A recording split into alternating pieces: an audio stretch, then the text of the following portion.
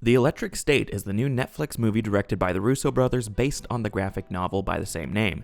It's about an orphan teen who hits the road with a mysterious robot to find her long-lost brother, teaming up with a smuggler and his wise-cracking sidekick. Now I know why Netflix keeps bumping their prices. They dumped $320 million into this thing. That's right, this direct-to-streaming movie takes the place as the 13th most expensive movie of all time. That is absolutely insane. But the real question is it any good?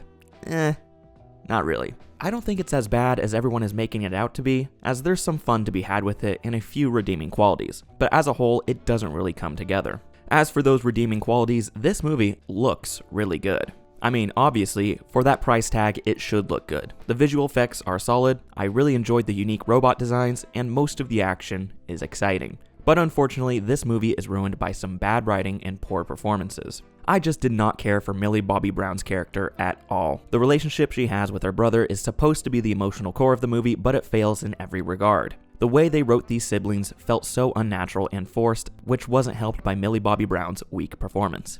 Chris Pratt is just rehashing Star-Lord again, but this time around, he doesn't have any decent writing or jokes to rely on, so he comes off as annoying and dull. In fact, all the humor in this movie is just stale. It's the most bland corporate humor you could imagine that has been repurposed from other blockbusters. The villains in this movie are so unremarkable. Stanley Tucci is beyond cheesy in this movie, and a lot of his line deliveries were awful. And just like Chris Pratt, Giancarlo Esposito is also recycling the same old, cold calculating bad guy we've seen him play dozens of times.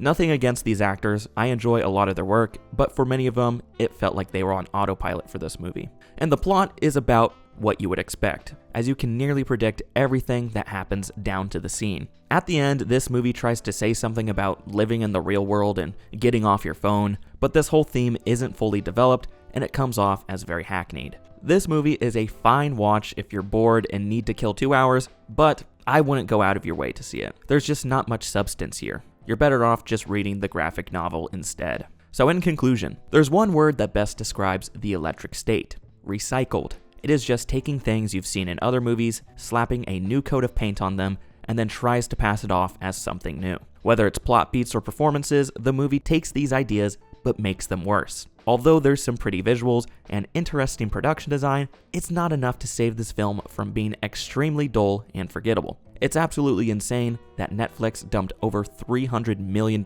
into something so mediocre. 2.5 stars.